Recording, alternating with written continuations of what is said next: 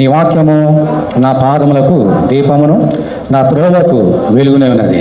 దై word is a lamp unto my feet and a light unto my path. దయచేసి కూర్చోండి.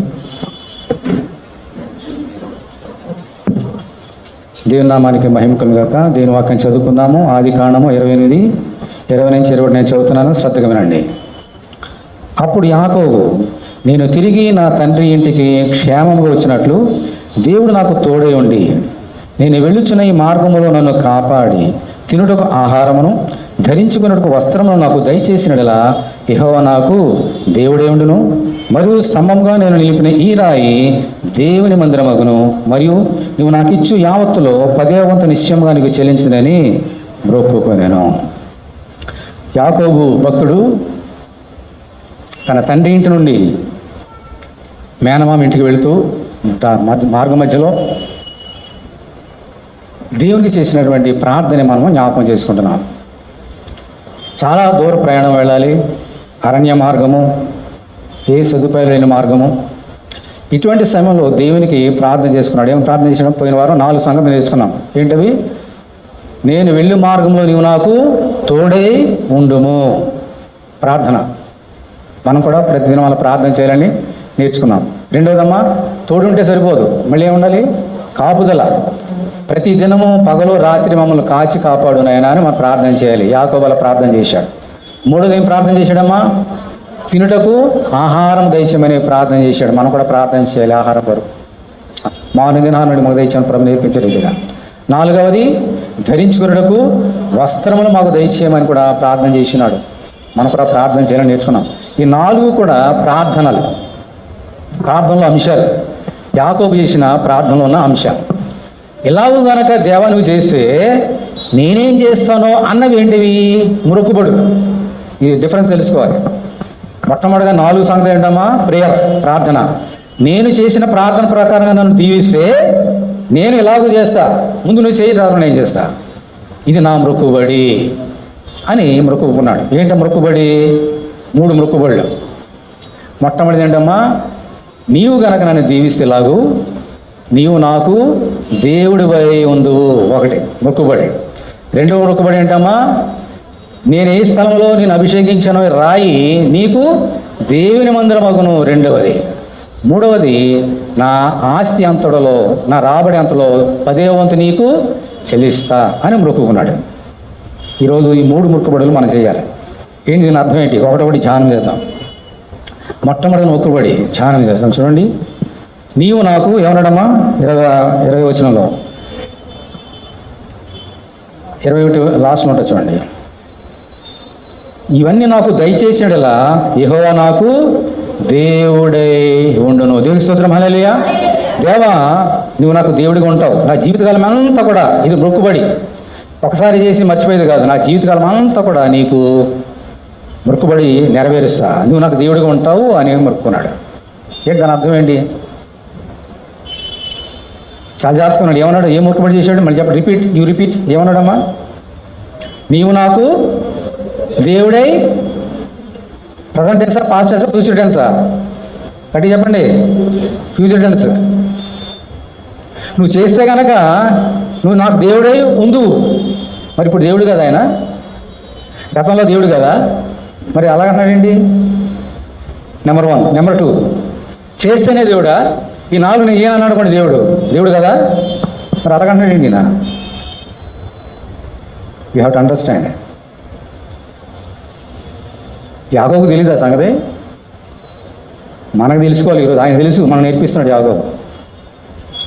యాకోబుకి దేవుడు అంతకుముందు దేవుడే, పుట్టినప్పటి నుంచి దేవుడే, ఆ స్థానంలో ఉన్నప్పుడు దేవుడే, ఫ్యూచర్ కూడా దేవుడే, చేసినా చేయకపోయినా.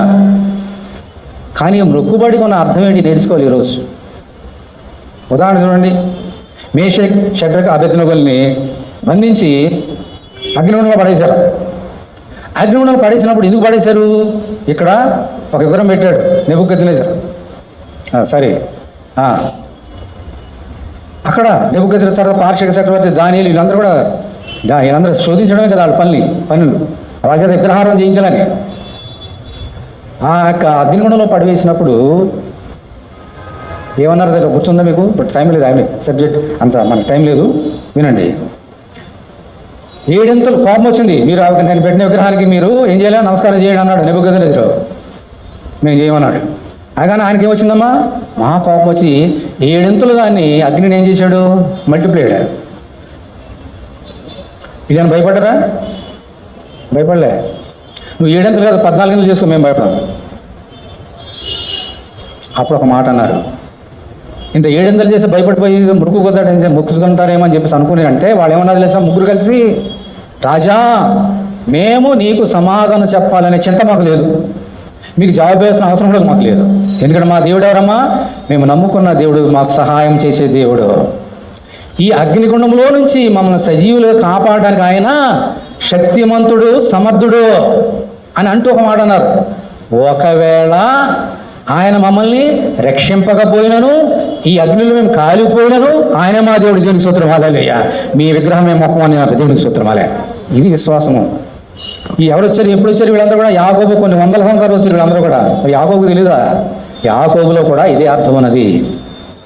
దేవుడు కార్యాలు చేసినా, 4 ప్రార్థనలు జవాబు ఇచ్చినా ఇవ్వకపోయినా, గతంలోనూ ఆయన దేవుడే, అప్పుడు దేవుడే, ఇప్పుడు దేవుడే. అందుకనే అబ్రహాము, ఇస్సాకు, యాకోబుల దేవుడు అని పేరు. మరి ఎందుకన్నాడు ఆ మాట? నేర్చుకోవాలి. ఆ కాలంలో ఎక్కడ చూసినా ప్రపంచం అంతా కూడా విగ్రహాలతో నిండి ఉంది. ఎక్కడ చూసిన విగ్రహాలే, ప్రతి మూల విగ్రహాలే. ఎందుకని తెలుసా? అప్పటికి ఇంకా మోషే పుట్టలేదు, ధర్మశాస్త్రం ఇంకా రాలేదు, దేవుడు 10 ఆజ్ఞల్ని ఇవ్వలేదు, విగ్రహారాధన తప్పని ఇంకా దేవుడు అప్పటికి చెప్పలేదు. కాబట్టి వారు ఏం చేశారమ్మా, ఎక్కడ చూసిన విగ్రహాలే. అది వారు తప్పని అనిపించలేదు, ఎందుకంటే దేవుడు చెప్పలేదు కాబట్టి. దేవుడు హృదయంలో తెలుసు తప్పు చేస్తున్నారని, కానీ ఆజ్ఞ ఇవ్వలేదు ఇంకా. అందుకని అందరూ కూడా విగ్రహం చేసేవారు. ఈ యాకోబు ఉన్నాడు కదమ్మా, యాకోబు యొక్క తాతగారు ఎవరు? యాకోబు తాతగారు ఎవరు? క్విజ్ చెప్పండి. అబ్రహాం అండి. అబ్రహాం, ఇస్సాకు, యాకోబుడు.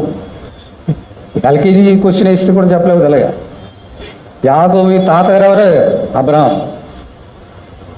అబ్రహాము తండ్రి కూడా అంటే ముత్తాత విగ్రహాధికుడు, విగ్రహం చేసేవారు. అంత మాత్రమే కాదు, ఇప్పుడు యాకోబు ఎక్కడికి వెళ్తున్నాడు? మేనమామ ఇంటికి వెళ్తున్నాడు, లాభానికి. వారు కూడా పక్కా విగ్రహాధికులు. ఆ మేనమామ కూడా పక్కా విగ్రహాధికుడు. ఎక్కడ చూసినా, ఇటు చూసినా విగ్రహం, ఇటు చూసినా విగ్రహం, అటు ఇటు ఎక్కడ చూసినా విగ్రహాలే. అటువంటి సందర్భంలో అంటున్నాడు, ఒకవేళ గనక నువ్వు నా కార్యం చేస్తే ఇక మీదట ఈ విగ్రహాల వైపు నేను చూడను, వాడికి మొక్కను, నీవే నా దేవుడు అన్నాడు. దేవుని స్తోత్రం, హల్లెలూయా. అది దాని అర్థం. ఆ తర్వాత కొన్ని 100 సంవత్సరాల తర్వాత వచ్చింది, నీ దేవుడిని యెహోవాను నేను తప్ప వేరే దేవుడిని ఉండకూడదు, పైన ఆకాశం మీదే కానీ భూమి మీదే కానీ భూమి కింద ఉండదు కానీ ఏ పనులు చేసుకోవద్దు. అప్పుడు వచ్చింది అది. అప్పుడు ఇంకా లేదు ఆజ్ఞ. అయినప్పటికీ మొక్కుకుంటున్నాడు. దేవుని హృదయంలో ఏముందని తెలిసి మొక్కుకుంటున్నాడు. ప్రభువా, ఏ విగ్రహం జోలికి నేను వెళ్ళను, ఏ విగ్రహం ముందు సాగిలు పడను, నీవే నా దేవుడివి అని మొక్కుకున్నాడు. ఈరోజు మనందరూ కూడా అటువంటి మొక్కు చేయాలి. నీవే నా దేవుడివి అని చెప్పుకుంటూ విశ్వాసం కత్తి దాన్ని కొనసాగించేవాడైనా ఏసో చూస్తూ మనం ముందుకు వెళ్ళాలి. అయితే నేర్చుకుందాం ఈ సంగతులనే. ఈ దేవుడు అంటే సంగతులు నేర్చుకుందాం. నిర్గమ కాండము 20వ అధ్యాయం ఏంటి? నిర్గమ కాండము 20వ అధ్యాయం మొదటి 3 వచనాలు చదువుతున్నాను చూడండి. ప్రతి వారం మనం చదువుకుంటాం కదా 10 ఆజ్ఞలు. దేవుడు ఈ ఆజ్ఞలన్నీ వివరించి చెప్పాను. ఎవరు చెప్పారు మీ ఆజ్ఞల్ని? దేవుడు మోషేతో ఇశ్రాయేలు ప్రజలందరూ చెప్తున్నాడు వివరించి. నీ దేవుడని యెహోవాను నేనే దాసుల గృహమైన ఐగుప్తు దేశంలో నేను వెలుపలి రప్పించేదిని. నేను తప్ప వేరొక దేవుడు నీకు ఉండకూడదు. పైన ఆకాశం ఎందే కానీ క్రింది భూమి ఎందే కానీ భూమి కింద నెలందే కానీ ఉండు దేని రూపమునైనను విగ్రహమునైనను నీవు చేసుకొనకూడదు, వాటికి సాగిల పడకూడదు, వాటిని పూజింపకూడదు. వాటి వైపే చూడద్దు అంటున్నాడు దేవుడు. చూసి ఏమవుతుంది చెప్పాలి. ఆడ చూడొద్దని చెప్పాడా? చేసుకోవద్దన్నాడు. కానీ ఈరోజు పరిశుద్ధాత్మ చెప్పాడు చూడొద్దు అంటున్నాడు. ఎందుకని? మన సంగతి తెలుసు కాబట్టి. దేవుడు ఆదాముతో చెప్పినాడు, ఈ ఫలములన్నీ నిర్బంధంగా తినండియా, కానీ మంచి చెడు తెలివించి ఫలం మాత్రం మీరు తినవద్దు అన్నాడు. అంతేనా? చూడొద్దు అన్నాడా? ఏమన్నాడు చెప్పండి? తినవద్దు అన్నాడు. సైతానుడు వచ్చాడు, అబద్ధం చెప్పాడు, మోసపోయింది. ఆమె ఏం చేసిందమ్మా?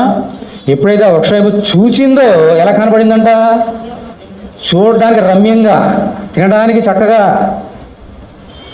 ఎందుకుని? చూడడం బట్టి. చూడకపోతే అవన్నీ కూడా తప్పేవి, శోధనలు తప్పేవి. కానీ చూసింది, చూడగానే ఎక్కడ పడింది? శోధన పడిపోయింది. ఎప్పుడైతే చూచిందో అది రమ్యంగా కనపడింది, చాలా అందంగా కనపడిందంట. సైతాను వలలో చిక్కుకున్నది, దేవుడు చేరుదన్న పని చేసి దేవుని దృష్టికి పాపం కట్టుకుంది అవ్వ. అందుకని అంటున్నాడు, విగ్రహాలు చేసుకోవద్దంటే దాని అర్థం ఏంటి? వాడికి చూడొద్దు, will be tempted, but we fail so many times. దేవుడు ఈరోజు చెప్తున్నాడు యాకోబు ద్వారా. మళ్ళీ చెప్తున్నాను చూడండి, 3వ వచనం, నేను తప్ప వేరొక దేవుడు నీకు ఉండకూడదు. పైన ఆకాశం ఉందే కానీ, క్రింది భూమి ఉందే కానీ, భూమి క్రింద నీళ్ళందే కానీ ఉండు. దేని రూపం నేను విగ్రహం నేను నీకు చేసుకొనకూడదు. వాడికి సాగిలు పడకూడదు, వాడిని పూజింపకూడదు. చేస్తే ఏమవుతుంది? 5వ వచనం, ఏలైనగా నీ దేవుడని యెహోవానగు నేను ప్రేమగల దేవుడను అన్నాడా? ఏమన్నాడు అక్కడ? అమ్మ దేవుడు ఎవరమ్మా? గాడ్ ఈజ్ లవ్ అన్నారా? గాడ్ ఈజ్ రోషం గల దేవుడు అన్నారా? What is the definition of God? God is love. కానీ ఇక్కడ అంటున్నాడు కొన్ని చోట్ల ప్రేమ గలవాడే, కానీ ఇప్పుడు కాదు, రోషం గల దేవుడు అన్న. దేవునికి రోషం వస్తే ఏమవుతుంది? మళ్ళీ చెప్తున్నాను చూడండి, నీ దేవుడిని యెహోవానగు నేను రోషం గల దేవుడను, నన్ను ద్వేషించే వారి విషయంలో 3-4 తరం వరకు తండ్రుల దోషమును కుమారుల మీదకి రప్పించుచు, నన్ను ప్రేమించి నా ఆజ్ఞలు గైకొన్న వారు 1000 తరం వరకు కరుణించేవాడనే ఉన్నాను. ఎవరైతే విగ్రహం చేశారో, ఇజ్రాయేల్ అనేక మంది విగ్రహం చేశారు. దేవుని కోపం వారి మీదే కాదు, తరతాలు వచ్చింది వారి మీదకి, 3-4 తరాలు వచ్చింది కోపం. ఎందుకంటే రోషం గల దేవుడు ఆయన. అందుకని అంటున్నాడు, ప్రభా ఇంక విగ్రహాలు జోలిపో, నేను నీవే నా దేవుడు అని ఆయన మొక్కుకున్నాడు. ఈరోజు నీవు నేను కూడా చేయవలసినది ఆ ప్రార్థన. ద్వితీయోపదేశకాండము 6వ అధ్యాయం చూడండి. ద్వితీయోపదేశకాండము 6వ అధ్యాయం.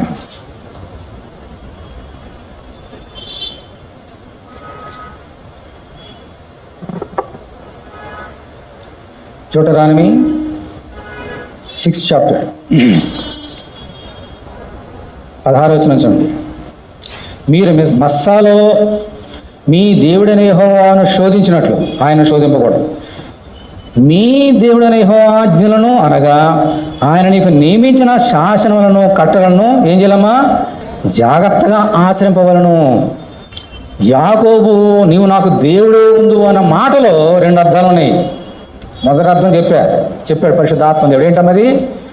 ఏ అన్య దేవత వైపు నేను చూడను, వాడికి సాగిలపడను, మొత్తం నీవే నా దేవుడు, నా జీవితకాలం అంతా కూడా నీవే నా దేవుడు. ఇదొకటి. రెండవది, నువ్వు నా దేవుడు అంటే సరిపోదు. మనం అందరూ అంటాం ఏసే దేవుడు అని. ఇక్కడ కొంతమంది ఉన్నాం ఏసీ దేవుడు అని ఉన్నారా? ఇక ఉంటే ఎందుకు వస్తాం చర్చికి? క్రైస్తవులందరూ ఆయన దేవుడని నమ్ముతున్నారు కదా. కానీ ఎక్కడ ఫెయిల్ అవుతారు మనుషులందరూ కూడా అంటే, దేవుడు ఆయన నా దేవుడు, ఏసు నా దేవుడు అంటే అంటారు, కానీ ఆయన చెప్పిన మాట వినరు, ఆయన ఆజ్ఞలు వినరు. అది ప్రాబ్లం. యాకోబు అలా అనట్లేదు, నీవు నా దేవుడు అన్నట్టు అర్థం ఏంటంటే, నేను నిన్ను మొక్కడం మాత్రమే కాదు, అన్ని విడిచిపెట్టడమే కాదు, నువ్వేం చెబుతావో అది నేను నీ ఆజ్ఞానుసారంగా జీవిస్తానని మొక్కుకున్నాడు దేవునికి. ఈరోజు మనందరూ కూడా ఏసయ్యా నువ్వు నా దేవుడు అని చెప్తున్నామంటే దాని అర్థం ఏంటమ్మా? ఏసయ్యా నువ్వు చెప్పిన మాటలు నేను వింటాను అని అర్థం ఉంది అందులో. లేకపోతే ఆయన చెప్పిన మాట వినకుండా నువ్వు నా దేవుడు అంటే ఆయన వినడు. తర్వాత చూపిస్తా. ఆయన మనల్ని ఏమాత్రం ఆయన అంగీకరించాడు. అంచేత మనందరం కూడా ఇది నేర్చుకోవాలి. 17వ వచనంలో 6:17, మీ దేవుని ఆజ్ఞలను అనగా ఆయన నీకు నియమించిన శాసనమును కట్టలను జాగ్రత్తగా ఆచరింపవలను. ఇవన్నీ ఎప్పుడు వచ్చినాయంటే, యాకోబు చనిపోయిన కొన్ని 100 సంవత్సరాల తర్వాత, మోషే పుట్టిన తర్వాత దేవుడు సినాయి కొండ మీద ఆయన ప్రజలకు ఇచ్చినటువంటి ఆజ్ఞ. దీన్ని ఏమంటే మోషే ధర్మశాస్త్రం అంటారు. ఓకే. కానీ ఇంకా ధర్మశాస్త్రం పుట్టక మునిపే యాకోబు దేవునికి మొరపెడుతున్నాడు. దేవుని స్తోత్రం, హల్లెలూయా. ధర్మశాస్త్రం పుట్టే కొన్ని వేల సంవత్సరాలు అయింది. చాలా జాగ్రత్తగా గమనించండి మనుషులు ఎలా ఉంటారు. యాకోబు ఇంకా ధర్మశాస్త్రం పుట్టక మునిపే దేవుని ధర్మశాస్త్రం పాటించాడు. ధర్మశాస్త్రం పుట్టి ఇప్పుడు కొన్ని వేల సంవత్సరాలు అయింది. ధర్మశాస్త్రం పుట్టి ఎంతమంది పాటిస్తున్నారు ధర్మశాస్త్రాన్ని? అదే తేడా యాకోబుకి మనకి. తర్వాత చూడండి, లేవీకాండము 19వ అధ్యాయం. లేవిటికస్ లేవీకాండము 19వ అధ్యాయం చూడండి.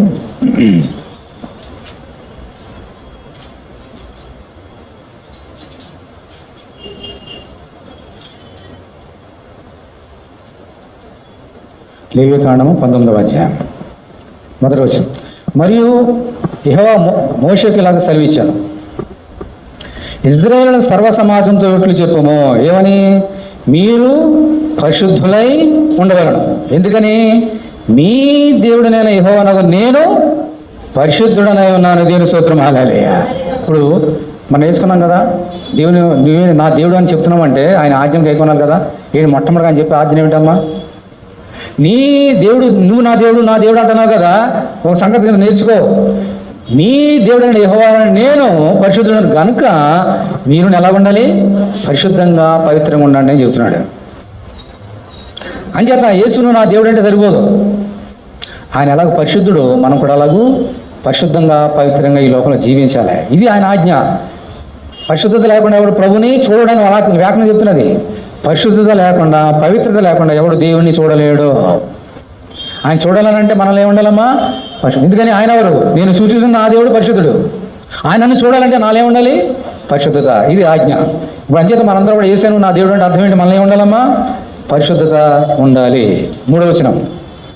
మీలో ప్రతివాడు తన తండ్రికి తన తల్లికి తన తండ్రికి భయపడవలెను. నేను నియమించిన విశ్రాంతి దినమును ఆచరింపవలను. ఎందుకనంటే నేను మీ దేవుడైన యెహోవాను. ప్రతి ఒక్కరూ కూడా యేసయ్యను నా దేవుడు అని అంటున్నారంటే మీరు ఏం చేయాలమ్మా? మీ తల్లిదండ్రులకు లోబడి ఉండండి. వారికి తెలియకుండా ఏ కార్యం చేయవద్దు.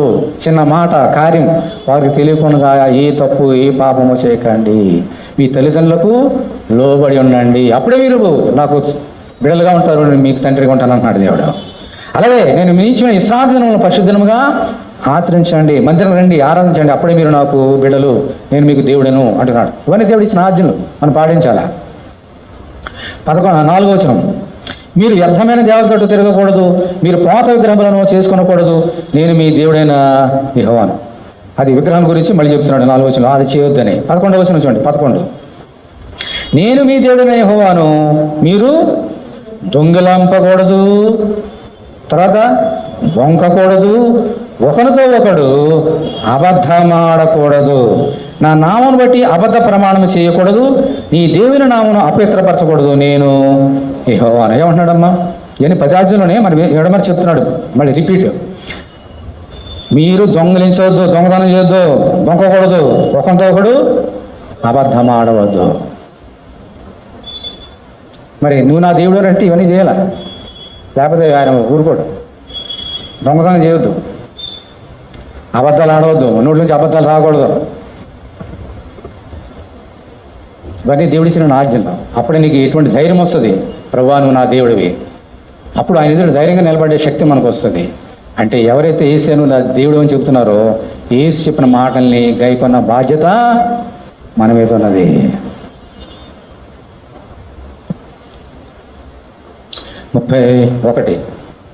31వ వచనం 19:31. కన్న పిశాచి గల వారి దగ్గరకు పోకూడదు, సోదెగాండ్రను వెదకి వారి వలన ఏమన్నా వారి వలన గట్టి చెప్పలే అపవిత్రత కలుగ చేసుకొనకూడదు. ఎందుకనంటే నేను మీ దేవుడైన యెహోవాను. మళ్ళీ చెప్తున్నా, కన్న పిశాచి దగ్గరికి పోవద్దు, సోదెగాండ్ర దగ్గరికి పోవద్దు. అలా చేస్తే మీకు ఏమొస్తుందమ్మా? అపవిత్రత. నేనెవరిని? పవిత్రుని, పరిశుద్ధుని. మీరు ఎప్పుడైతే కన్న పిశాచి దగ్గరికి వెళ్ళి, సోదెగాండ్ర దగ్గరికి వెళ్ళి శకునాల గురించి కానీ జ్యోతిష్కాలు కానీ చెప్పించుకున్నారో మీలోకి ఏమొస్తుంది? అపవిత్రత. నా దగ్గర నిలబడలేరు మీరు. మీరు ఏం ప్రార్థన చేసినా అంగీకరించను నేను, ఎందుకంటే నేను పరిశుద్ధుని. మీకు మాకు మధ్యలో ఏముంటుంది? ఈ అడ్డుగోడలు ఉంటాయి అంటున్నాడు. అంచేత క్రైస్తవులను మందరం చేసేది, ఒక పెళ్ళి వచ్చినా, ఒక గృహప్రవేశం వచ్చినా, ఇంకేది వచ్చినా ఏం చేస్తారు? చాలామంది వివాహం వచ్చినారు కూడా ఏం చేస్తారు? ముహూర్తాలు చూస్తారు. ఇది మంచి ముహూర్తాలు కాపాడతాయా? వాళ్ళిద్దరినే ముహూర్తాలు వాళ్ళని పైకి తీసుకొస్తాయి, దీవిస్తాయా? దేవుని రాజ్యంలో తీసుకెళ్తాయా ముహూర్తాలు? తెలియదు. వారు తెలియకుండా వారు ఏం చేసుకున్నారు? మూట కట్టుకున్నారు. ఏంటి? అపవిత్రత. దేవుడు ఏం మాట్లాంటాడు? ప్రార్థన ఏమి ఉంటాడు?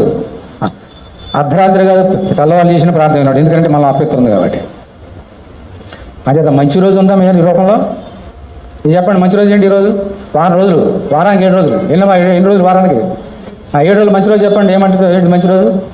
ఆదివారం, ఇంకా సెలవు కాబట్టి. ఆదివారం మంచి రోజా?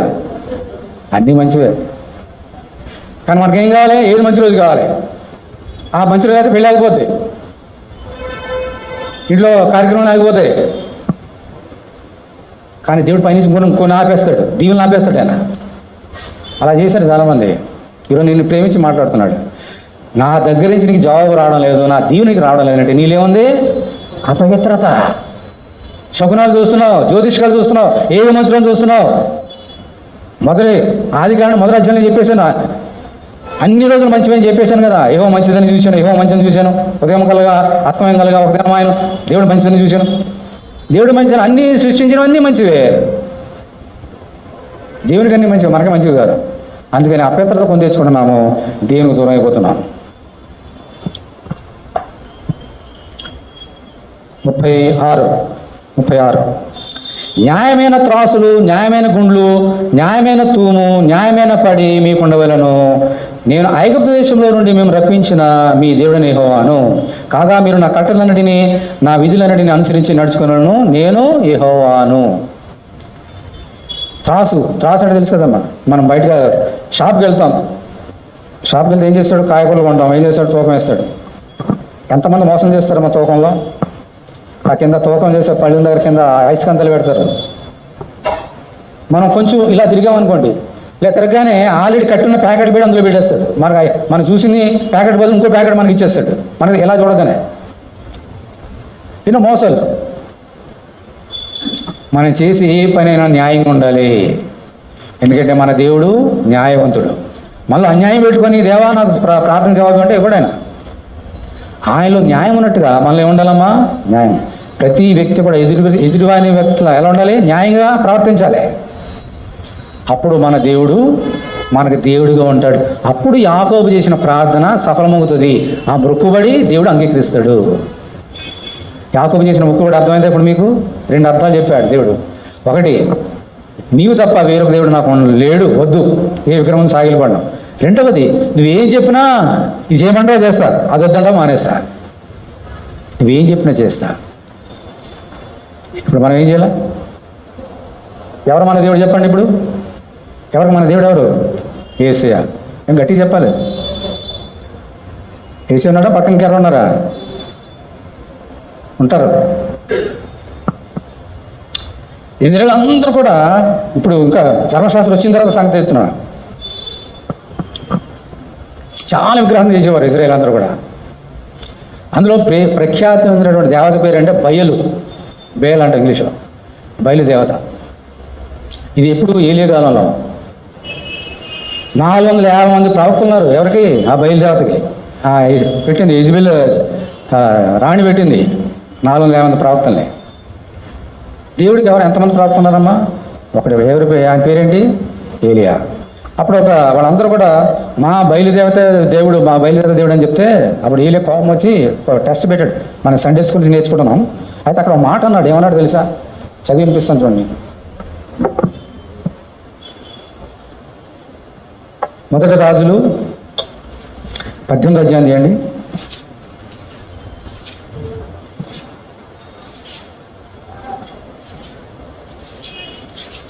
మొదటి రాజులు 18వ అధ్యాయము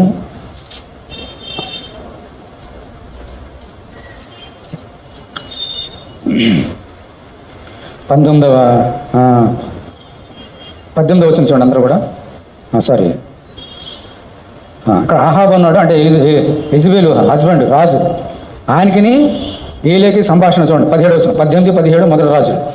ఆహాబు ఏలియాను చూచి, ఇజ్రాయేలు వారిని శ్రమపెట్టేవాడు నీవే కావా అని అంటున్నాగా, అతడు నేను కాను, యెహోవా ఆజ్ఞలను గైకొనగా బయలుదేవతను అనుసరించు నీవును నీ తండ్రింటి వారు ఇజ్రాయేల్ వారిని శ్రమ పెట్టువారే ఉన్నారు.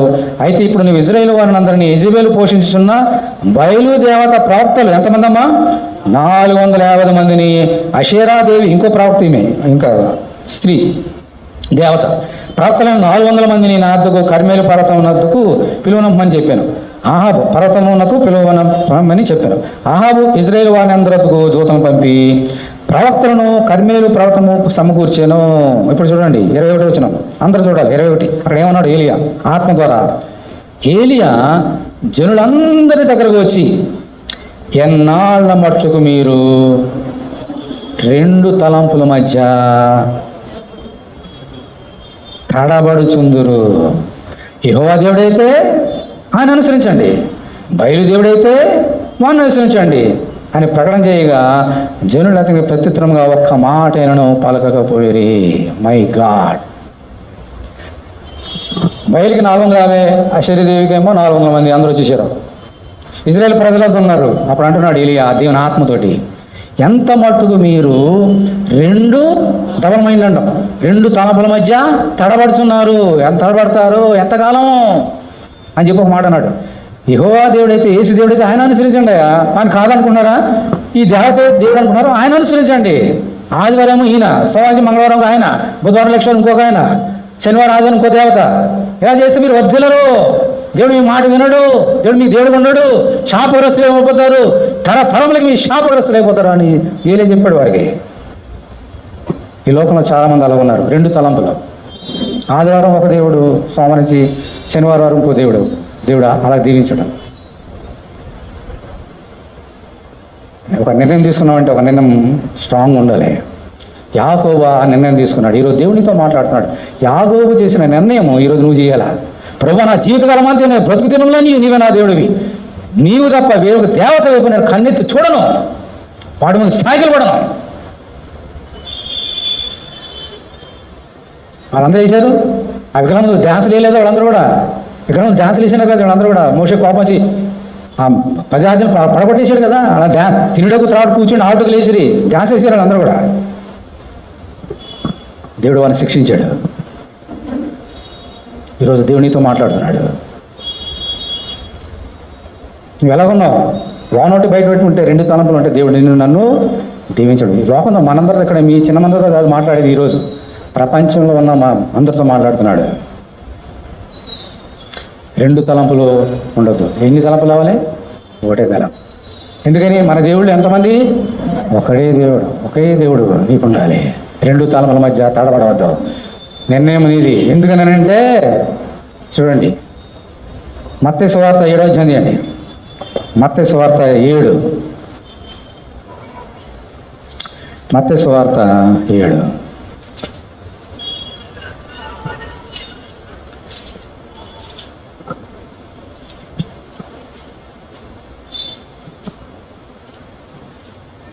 మత్తయి సువార్త 7వ అధ్యాయము 21.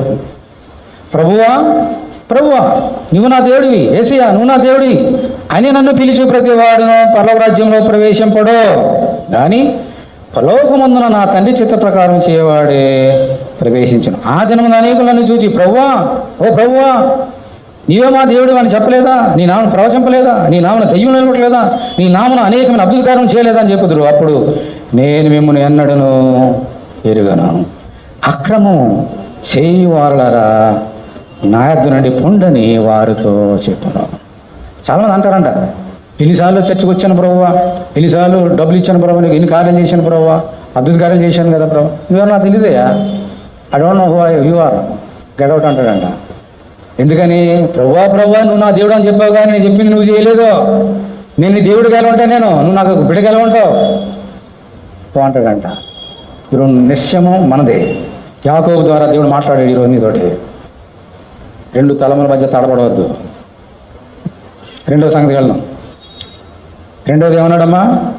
నీవే నా దేవుడివి, ఏ విగ్రహం ముందు సాగిలపడను, నీ చెప్పిన మాట వింటానని చెప్పి ఇంకేమన్నాడమ్మా? నేను ఇక్కడ ఏ రాయి మీద నూనెను పోసి బేతేలని పేరు పెట్టి నువ్వు నా దేవుడు అని చెప్పానో ఆ స్థలము మరి చూడండి, ఆదికాండము 28 దేవుని మందిరమును అన్నాడు కదా, చూడండి 21 వచనం, 22 వచనం. మరియు స్తంభముగా నేను నిలిపిన ఈ రాయి ఏంటమ్మా? ఈ రాయి దేవుని మందిరమగును. దేవుని స్తోత్రం, హల్లెలూయా. మొట్టమొదటిగా మొక్కుబడి చేసుకున్నాడు. నీవే నా దేవుడివనైనా, నీ మాటలు నేను వింటాను. అంత మాత్రమే కాదు, ఈ స్థలాన్ని నేను దేవుని మందిరంగా మార్చేస్తా, ఈ దేవుని మందిరం అయిపోతుంది అన్నాడు. రెండవ మొక్కుబడి, నువ్వు నేను చేయవలసిన రెండవ మొక్కుబడి. మొదటిది చేసిన తర్వాత చేయలేదు. నువ్వు నా దేవుడివి, నీ మాట నేను వింటానని చెప్పిన తర్వాత దేవుని మందిరం మనం వెళ్ళి దేవుడిని ఆరాధన చేయాలి. ఆ దేవుడిని అవి ఇంకా దేవుని మందిరం లేవు కదా, ఆ రాయినే దేవుని మందిరం చేసుకుని ఆరాధిస్తాను అన్నాడు. మనము కూడా నీవే నా దేవుడు అని నిర్ణయం తీసుకున్న తర్వాత, నీ ఆజ్ఞలను పాటిస్తాను నిర్ణయం తీసుకున్న తర్వాత మనం ఏం చేయాలమ్మా? ఇంటి దగ్గర కూర్చొని సరిపోదు, ఎక్కడికి రావాలి? దేవుని మందిరంకి వచ్చి దేవుని ఆరాధన చేయాలా. ఓకే, ఆ రాయిని దేవుని రాయి, ఎందుకు రాయి అన్నాడు? ఆ రాతి మీద దేవుడు ఆ బండ రాయి మీదే దేవుని సంఘాన్ని కట్టాడు వేసి, దేవుని స్తోత్రం హల్లెలూయా. ఆ బండ మీద శిలువ మీద చచ్చిపోయాడు. ఆ బండ ఆ రాయి మీద సంఘాన్ని కట్టాడు. ఆ రాయి నీ ఏసయ్యా. బండను కొట్టగానే రాయిని కొట్టగానే నీళ్ళు వచ్చినాయి కదా. నీ దాహాన్ని తీర్చే రాయి ఏసయ్యా, నీ ఆకలి తీర్చే దేవుడు రాయి ఏసయ్యా. హల్లెలూయా హల్లెలూయా. ఆ రాది ఆ ఏసయ్యా నీకు దేవుడిగా ఉండాలి, దేవుని మందిరంగా ఉండాలి. దేవుడు ఉంటే సరిపోదు, దేవుని మందిరంగా మలుచుకోవాలి. ఆదికాండము 35వ అధ్యాయం చూడండి. ఆదికాండము 35. ఆ చెప్పిన ముందు మాట, అక్కడ దేవుడు మొక్కుకున్నాడు కదమ్మా, యాకోబు మొక్కుకున్నాడు, నువ్వు నా దేవుడివి, నీ మాటలు వింటాను. రెండవది, ఈ రాయి దేవుని మందిరంగా చేస్తాను అని మొక్కుకొని ఎక్కడ వెళ్ళాడు? లాభం దగ్గరికి వెళ్ళిపోయాడు. అక్కడ ఎన్ని సంవత్సరాలు ఉన్నాడు? 20 సంవత్సరాలు ఉన్నాడు. భార్యలు, బిడ్డలు, దాసి జనాంగం, విస్తారమైనటువంటి సంపద. 20 సంవత్సరాల తర్వాత సంపదను తీసుకొని మరి ముందు ప్రార్థన చేసిన రీతిగా దేవుడు దీవించాడు కదా. తోడుగా ఉన్నాడు, కాపాడాడు, తిండిని ఇచ్చాడు, వస్త్రాలను ఇచ్చాడు కదా. మళ్ళీ తిరిగి వస్తున్నాడు. తిరిగి వస్తూ వెంటనే సరాసరి ఇంటికి వెళ్ళిపోలేదు. అన్న చంపేస్తాడు భయం చేత అక్కడ స్టేజ్ బై వెళ్ళాడు. ఎందుకంటే వెళ్ళినప్పుడు అయితే ఒక్కడ కాబట్టి డైరెక్ట్గా వెళ్ళిపోయాడు. కానీ తన కూడా ఎవరైనా చిన్న పశువులు ఉన్నాయి, అవన్నీ ఏకదాడికి నడిపిస్తే చచ్చిపోతాయి. అందుకని స్టేజ్ బై అలా వెళ్ళాడు చాలా సంవత్సరాలు. వెళ్ళి ఒక స్థలంలో అతను ఉన్నాడు. అప్పుడు దేవుడు ఏమన్నాడు చూడండి, 35వ అధ్యాయం. ఆదికాండం 35. దేవుడు యాకోబుతో, నీవు లేచి బేతేలునకు వెళ్ళి అక్కడ నివసించి నీ సహోదరుడైన ఏసావు ఎదుట నుండి నీవు పారిపోయినప్పుడు నీకు కనబడిన దేవునికి అక్కడ బలిపీఠమును కట్టుమని చెప్పగా. దేవుని స్తోత్రం హల్లెలూయా. బలిపీఠం అంటే ఏంటమ్మా? దేవునికి మందిరం. బలిపీఠం కాకుండా దేవుని మందిరాలు ఉంటాయి. మళ్ళీ చదువుతున్నా చూడండి. అక్కడ నీకు కనబడిన దేవునికి బలిపీఠమును కట్టమని చెప్పగా యాకోబు తన ఇంటి వారితోనూ తన యొద్దనున్న వారందరితోనూ మీ యొద్దనున్న అన్య దేవతలను పారవేసి మిమ్మును మీరు శుచిపరుచుకొని మీ వస్త్రములను మార్చుకొనుడి. మనము లేచి బేతేలుకు వెళ్ళిదము. నా శ్రమ దినమున నాకు ఉత్తరం ఇచ్చి నేను వెళ్ళిన మార్గంలో నాకు తోడే ఉండి నా దేవునికి బలిపీఠమును అక్కడ కట్టిదని చెప్పాను. వారు తమ ఎదురున్న అన్య దేవతలన్నిటిని తమ చెవులున్న పోగులను యాకోబునకు అప్పగింపగా యాకోబు షెకెము దగ్గర ఉన్న మస్తక వృక్షం క్రింద వాటిని దాచిపెట్టెను. తర్వాత వారు ప్రాణమైపోయినప్పుడు దేవుని భయము వారి చుట్టూ ఉన్న పట్టణం మీద ఉండేను కనుక వారు యాకోబు కుమారులను తరమలేదు. యాకోబును అతనితో ఉన్న జనులందరూ కణాల్లో లూజును కనగా బేతేలుకు వచ్చిరి. అప్పుడు తన సహోదరుని ఎదుట నుండి పారిపోయినప్పుడు దేవుడు అక్కడ అతనికి ప్రత్యక్షమైన గనుక అక్కడ ఏం చేశాడమ్మా? బలిపీఠమును కట్టి ఆ చోటికి ఏల్ బేతేలను పేరు పెట్టిరి. రెప్కా దాది సరే బాగుంది. ఇక్కడ ఏల్ బేతేలను పేరు పెట్టిరి. ఏదైతే మొక్కుకున్నాడో అదే రీతిగా మొక్కుబడిని చెల్లించాడా లేదా? దేవుడు చెప్పగానే వెళ్ళాడు, ఆ స్థలం బేతేలకు వెళ్ళాడు. ఆ రాయిని నిలబెట్టి దేవుని మందిరంగా చేసి బలిపీఠాన్ని కట్టి దేవుని ఆరాధన చేసి ఏం పేరు పెట్టాడమ్మా? ఏల్ బేతేల్. అంటే పేరేంటి? కింద చూడండి ఏముంది, ఫుట్నోట్లో ఏముంది? 1. బేతేలు దేవుడు అనగా ఆ బేతేలు దేవుడే నిజమైన దేవుడు అని పేరు పెట్టారంట. తర్వాత చూడండి 9వ వచనం. యాకోబు పద్దనరాము నుండి వచ్చి చూడగా దేవుడు తిరిగి అతను ప్రత్యక్షమే అతనిని ఆశీర్వదించిన దేవుని స్తోత్రం హల్లెలూయా. చెప్పాలి మీరు, ఎందుకు ఆశ్రయించాడు దేవుడు యాకోబుని? ఇంతకుముందు ఆశ్రయించలేదా? 20 సంవత్సరాలు ఆశ్రయిస్తేనే కదా వచ్చాడు అంత ధన సమృద్ధితోటి. ఇప్పుడు మళ్ళీ పర్టికులర్గా అర్థం నడుచుండగా దేవుడు అతను ఆశ్రయించాడు. ఎందుకు రాశాడు? What is the reason? అతను చేసిన మొక్కుబడిని అతడు చెల్లించాడు కాబట్టి, ఏదో మొక్కుకున్నాడు చెల్లించాడు కాబట్టి, దేవుని కట్టాడు కాబట్టి ఇంకా డబుల్ ఫోల్డ్ ఆశ్రయించాను. అప్పుడు దేవుడు అతనితో, నీ పేరు యాకోబు, ఇక మీద నీ పేరు యాకోబు అనబడదు. దేవుని స్తోత్రం హల్లెలూయా. మరేంటి? నీ పేరు ఇజ్రాయేల్ అని చెప్పి అతనికి ఇజ్రాయేల్ అని పేరు పెట్టాను. దేవుని స్తోత్రం హల్లెలూయా. దేవుడు యాకోబు పేరు మార్చేసి ఏం పెట్టాడమ్మా? ఇజ్రాయేల్. ఈరోజు ఇజ్రాయేల్ దేశం ఉంది కదా, వారందరూ కూడా ఇజ్రాయేల్ అంటాం కదా. వారందరూ ఎవరు? ఈయన నుంచి వచ్చిన వాళ్ళే, యాకోబు నుంచి వచ్చిన వాళ్ళే, అబ్రహాం ఇస్సాకు యాకోబు నుంచి వచ్చిన వాళ్ళే. వీరందరూ ఇజ్రాయేలీలు, దేవుని యొక్క పుత్రులు, పౌత్రులు, కుమార్తెలు, కుమారులు. దేవుడు చెప్పిన మాట ప్రకారంగా అతడు చేశాడు, మొక్కుబడిని చెల్లించుకున్నాడు. ఈరోజు దేవుడిని దీవించాలి, ఆశ్రయించాలనంటే నువ్వు దేవునికి ఏం మొక్కుకుంటున్నావో ఆ ప్రకారం చెయ్యి, దేవుడు దీవిస్తాడు, ఆశ్రయిస్తాడు. ఇప్పుడు రెండోది ఏం నేర్చుకుంటున్నావమ్మా? ఏంటి రెండోది సంగతి ఏంటి? ఏం మొక్కున్నాడు? నువ్వు దేవుని మందిరం మర్చిపోతేలాగా. మొదటిదేమో నువ్వు నా దేవుడివి, నువ్వేం చెప్తుంది వింట, అగ్రహం ముందు జోలు పోను. రెండవది, నీ మందిరంలో నేను ఆరాధన చేస్తా. అందుకే ఈరోజు వచ్చాం మన అందరం కూడా, ప్రతి వారం వస్తున్నాం. అందుకే ఆదివారంగానే గవర్నమెంట్ సెలవు ఇచ్చారని రావట్లే మీరు, నేను దేవుడు రమ్మని కూడా వస్తున్నాను. రావాలి. అందుకనే దేవుని మందిరంలో మన దేవుని ఏం చేయాలమ్మా? ఆరాధించాలి, లేకపోతే దేవుడు మనం దీవించడు. మొట్టమొదటిగా అప్పటికి ఇంకా యాకోబుకు ఈ యొక్క మొక్కుబడుకున్నప్పటికీ మందిరాలు లేవు, ఎటువంటి టెంట కూడా లేదు దేవునికి. మనుషులుగా ఉండి దేవునికి టెంట కూడా లేదు. ఇక రాత్రులు నిలబెట్టి నూనె పోసి అభిషేకించేవాడు అంతే. ఆ తర్వాత ఇజ్రాయేల్ అందరూ పాలు తేలిన ప్రాంతం తెలిసి వెళ్ళారు. దావీదు మహాచక్రవర్తి వచ్చాడు. తర్వాత సొలొమోను వచ్చి ఏం చేశాడమ్మా? దేవునికి ఒక మందిరం కట్టాడు. దేవుని స్తోత్రం హల్లెలూయా. గట్టిగా సొలొమోను కట్టిన మందిరం ఇంతవరకు ఎవరు కట్టలేదు, కట్టబోరు. ఆ మందిరం కట్టిన తర్వాత దాన్ని అభిషేకం ప్రతిష్టాపన చేసినప్పుడు ఒక ప్రార్థన చేశాడు. ఏంటి చూడండి, మొదటి రాజులు 8వ అధ్యాయం చేయండి. మొదటి రాజులు 8వ అధ్యాయం. అది అభిషేకిస్తున్నప్పుడు, ప్రతిష్ఠిస్తున్నప్పుడు మందిరాన్ని చక్కని ప్రార్థన చేశాడు. కొన్ని సంగతులు నేర్చుకున్నాం. మొదటి రాజులు 8వ అధ్యాయము 27వ వచనం చూడండి. అందరూ చేయాలి, బైబిల్ అందరూ చేయాలి. మొదటి రాజులు 8:27, 287 పాత నిబంధనలో.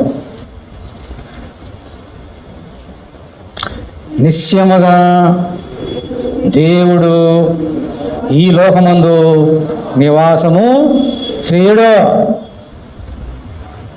ఎందుకని? ఆకాశమైన సింహాసనం కాబట్టి ప్రభువా నువ్వు లోకంలో నివాసం చేయవు. ఆకాశ మహాకాశం సహితము నిన్ను పట్టజాలవు. నేను కట్టించిన ఈ మందిరం ఎలాగ కొట్టున్నాయనా అని ప్రార్థన చేశాడు. వినండి, ఆకాశం నా సింహాసనం, భూమి నా పాదములను సెలవిచ్చిన దేవా, నువ్వు అక్కడ నివసిస్తావు, గళాంధకారంలో ఉంటావు, కేవులు శరాపుల మధ్య కోట్లాది దేవదూతల మధ్యన ఉంటావు. నీ నివాస స్థలం అది, ఈ భూలోకం కాదు. నీ పాదపేయడం ఇది అంతే, పాదం ఇక ధూళి. మేమందరం ధూళి వంటి వారం. ఇక్కడ ఈ మందిరం నేను కడితే అందులో ఉంటావా? ఈ లోకంలోనే ఉండవు నువ్వు, భూమిలోనే. ఇంత మందిరం కడితే అందులో ఉంటావా? ఎలా పడుతుందైనా? మహాకాశం మహాకాశమే పట్టవు కదా, పట్టజాలవు కదా. ఈ చిన్న మందిరం ఎలా పడుతుంది అన్నాడు. మరి మందిరం ఇంకా మహాజ్ఞాని చెప్తున్నాడు కదా, ఆయన ఇంజనీరు, ఆయన పోయిట్టు, ఆయన సైంటిస్టు, అన్నీ ఆయనే. మరి మందిరం పట్టదాలని తెలిసి ఎందుకు కట్టాడు? మరి అదే చెప్తున్నాడు విన్నాం. ఇది మందిరం, దేవునికి ఈ స్థలం సరిపోతుందా? అయినా కట్టుకుంటున్నాం. ఎందుకనంటే ఎందుకో నేర్చుకుందాం ఈరోజు. ఎందుకు రెండో కార్యం చేయాలో నేర్చుకుందాం. అక్కడే 12వ వచనం చూడండి, 8వ అధ్యాయము 12వ వచనం. మందిరం కట్టిన ఏమన్నాడు చూడండి. సొలొమోను దానిని చూచి గాఢాంధకారమందు నివాసం చేయదని యెహోవా సెలవిచ్చి ఉన్నాడు. నీవు నివాసం చేయటకు నేను మందిరము కట్టించున్నాను, సదాకాలమందు నువ్వు నివసించుటకే నేనొక స్థలం ఏర్పరిచి ఉన్నానని చెప్పి తన ముఖము ప్రజల తిరుపుకొని ఇజ్రాయేలు సమాజం అంతా నిలిచిండగా ఇజ్రాయేలు సమాజం అంతకుని ఇలాగూ దీవించెను. దాని అర్థం ఏంటమ్మా? దాని అర్థం ఏంటి? ప్రభువా ఈ యొక్క నేను కట్టించిన ఈ మందిరం నేను పట్టజాలదు. కానీ ఎలా ఉంటావు ఇక్కడ? ఆత్మస్వరూపిగా అని ఉంటావు నాయన. నీ ఆత్మ మా మధ్య సంచరిస్తుంది నాయన. నీ ఆత్మ కోసమే కట్టాం ఇల్లు. నిన్ను పట్టజాలంతా కట్టగలమా? పట్టిజాలంతగా మేము కట్టలేము నాయన. నీ ఆత్మ ద్వారా ఇక్కడ నివాసం చేయి. ఈరోజు దేవుడి దిగి వస్తే మనందరికీ ఉంటామా? మాడి మసిపోతాం. ఎవరున్నారు ఇక్కడ? దేవుని యొక్క అట్టుగా దేవుని స్తోత్రం చెల్లిద్దాం. దేవుని స్తోత్రం హల్లెలూయా. ఎప్పుడైతే దేవుని మందిరికి వస్తున్నావో నువ్వు ఎవరిని ఆరాధన చేయడానికి వస్తున్నావు? దేవుని ఆరాధన చేయడానికి. దేవుని ఆత్మ ద్వారా ఆత్మలో సత్యంలో నేను ఆరాధన చేసి సర్వసత్యంలో నడిపించడానికి వస్తున్నావు. తర్వాత చూడండి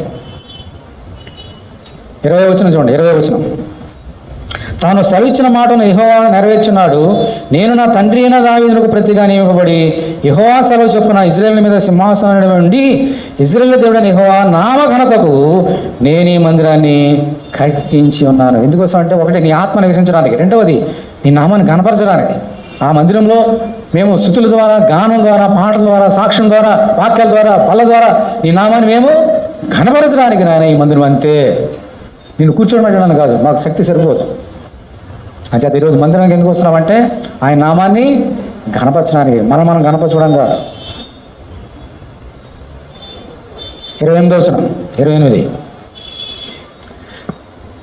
అయినను యెహోవా నా 20 నుంచి అయితే మీకు బాగా అర్థమవుతుంది. 27, నిశ్చయముగా దేవుడి లోకమందు నివాసం చేయుడు ఆకాశ మహాకాశము సైతము నిన్ను పట్టజాలవు. నేను కట్టించిన ఈ మందిరం ఎలాగపట్టును కాబట్టి నేను 28వ వచనం, అయినను యెహోవా నా దేవా నీ దాసుడైన నా ప్రార్థనను విన్నపమును అంగీకరించి ఈ దినమున నీ దాసుడైన నేను చేయు ప్రార్థనను పెట్టు మొర్రను ఆలకించము. నీ దాసుడైన నేను చేయు ప్రార్థనను దయతో అంగీకరించినట్లు నా నామం అక్కడ ఉండని ఏ స్థలం గురించి నీవు సెలవిచ్చుతావో ఆ స్థలమైన ఈ మందిరం తట్టు నీ నేత్రములు రేయింబగలు తెరవబడి ఉండునుగాక. మరియు నీ దాసుని నేను నీ జనులైన ఇశ్రాయేలును ఈ స్థలం తట్టు తిరిగి ప్రార్థన చేయనప్పుడల్లా నీ నివాస స్థానమైన ఆకాశమందు విని మా విన్నపం అంగీకరించము. వినున్నప్పుడల్లా మమ్మను క్షమించము. దేవుని స్తోత్రం హల్లెలూయా. మొదటిది నీ ఆత్మ కోరుకు, నీ నామాన్ని కనపరచడానికి. మూడవది, ఇక్కడికి వచ్చి మేము ప్రార్థన చేస్తాం నాయన. ఎప్పుడైతే నీ మందిరానికి వచ్చి మేము ప్రార్థన చేస్తున్నామో ఆ ప్రార్థనల్ని నీవు అంగీకరించు. అందుకనే దేవుని మందిరానికి ఉన్న డెఫినేషన్ అమ్మా, నా మందిరము సకరంజనులకు ప్రార్థనా మందిరం అని ఉంటుంది. దేవుని స్తోత్రం హల్లెలూయా. ఎప్పుడైతే దేవుని మందిరం వచ్చి నువ్వు ప్రార్థన చేస్తున్నావో ఇంటి దగ్గర చేసుకో, పర్వాలేదు, కానీ దేవుని మందిరం వచ్చి ప్రార్థన చేయాలా. దేవుని మందిరం చేసే ప్రార్థన అంగీకరిస్తాడు. ఎందుకని ఇది మన ఇల్లు దేవుని ప్రార్థనా మందిరాలు కాదు, దేవుని ఇల్లే ప్రార్థనా మందిరం. అందుకనే ప్రార్థన చేస్తాడు. రాజుకి సొలొమోనుకి ఇల్లు లేదా? 13 సంవత్సరాలు కట్టుకున్నాడు ఇల్లు, అక్కడ చేయలేడు ప్రార్థన. కానీ 7 సంవత్సరాలు కట్టినటువంటి మందిరం గురించి ప్రార్థన చేస్తున్నాడు. ప్రభువా ఈ స్థలానికి వచ్చి ప్రార్థన చేసి మా ప్రార్థన ఆలకించు. దివారాత్రములు నీ కళ్ళు మా మీద ఉంచు, ఈ మందిరం ఉంచు, ఇక్కడ చేసిన ప్రార్థన ఉంచని ప్రార్థన చేశాడు. అందుకనే ఎంతమంది ప్రార్థన చేసినా కూడా దేవుడు ఆలకిస్తాడు అక్కడ. అందుకనే ప్రపంచమంతా ఏకమై ఇజ్రాయేలును నాశనం చేయాలని కూడా ఏమి చేయలేరు. ఎందుకంటే దేవునికి దివారాత్రంలో ఆయన కళ్ళు ఆ స్థలం మీద ఉన్నవి. సొలొమోను చేసిన ప్రార్థనని ఈ రోజు కూడా దేవుడు నెరవేరుస్తున్నాడు. దేవుని స్తోత్రం హల్లెలూయా. అందుకని ఈవెన్ టుడే ఆ మందిరం లేదు, అక్కడ ఆ గోడ ఉందంతే. అక్కడికి వెళ్ళి అనేకసార్లు ప్రార్థన రిక్వెస్ట్ తీసుకెళ్తారు. యెరూషలేము వెళ్ళేవారు పేపర్ మీద ఆ సంఘం.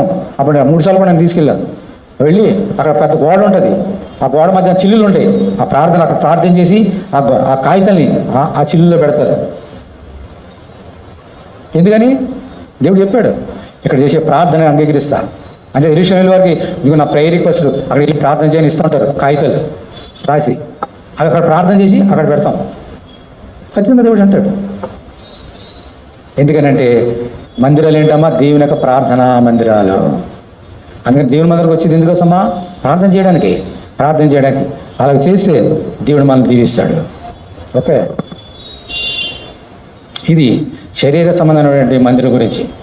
ఎప్పుడు చేయలేదు, మొదలు చేసిన తర్వాత యేసయ్యా నువ్వు నా దేవుడివి, నువ్వు చెప్పినవి నేను వింటాను అని చెప్పిన తర్వాత దేవుని మందిరకు వచ్చి ప్రార్థన చేస్తే, ఆయన గణపరిస్తే అప్పుడు నీ మనం వాళ్ళకి ఇస్తాడు. ఓకే, ఏ మందిరం ఇది? ఈ గోడ మధ్య మందిరం. మరి ఇంకో మందిరం ఉంది కదా. అసలు సంగతి 1 కొరింథీ 3వ అధ్యాయం. 1 కొరింథీ 3 1 కొరింథీ 3.